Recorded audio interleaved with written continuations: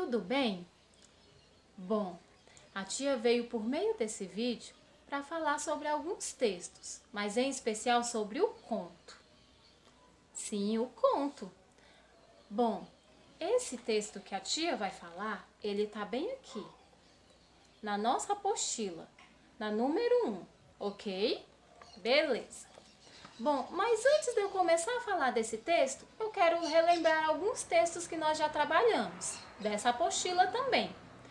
Um deles é Mig e o Descobridor.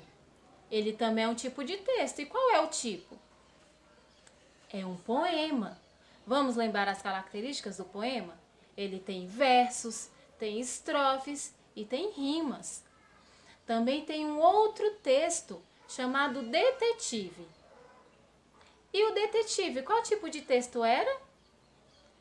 É diálogo, sim, porque tinha conversa, tinha um diálogo entre os personagens. Lembra que a gente leu na sala e a tia até escolheu alguns aluninhos para serem os personagens? Beleza. E tem um outro texto que eu também quero lembrar vocês.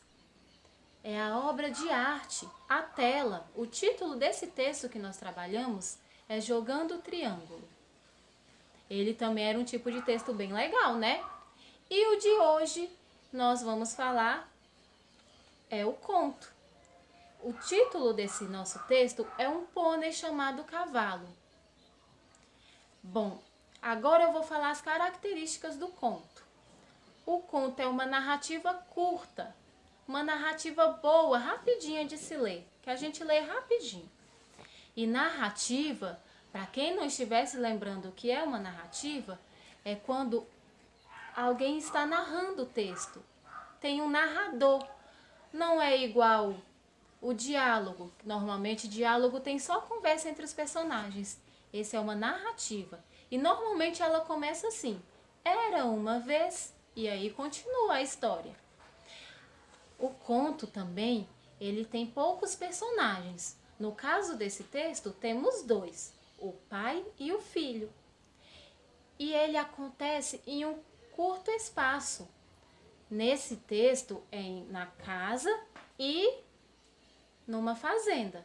Mas também pode ser só na casa. Pode acontecer de ter uma narrativa, um conto, que fala ao que aconteceu em casa durante todo um dia. Vai estar só em um lugar. Bom, eu não vou ler para vocês. Você vai ler em casa. E na terça-feira, dia 14/4, a gente vai corrigir as tarefinhas, que é a interpretação desse texto, que está na página 38. O texto está aqui, na 36 e 37. Eu vou corrigir com vocês na terça-feira, tá bom? Então, até lá. Um beijo. Tchau, tchau.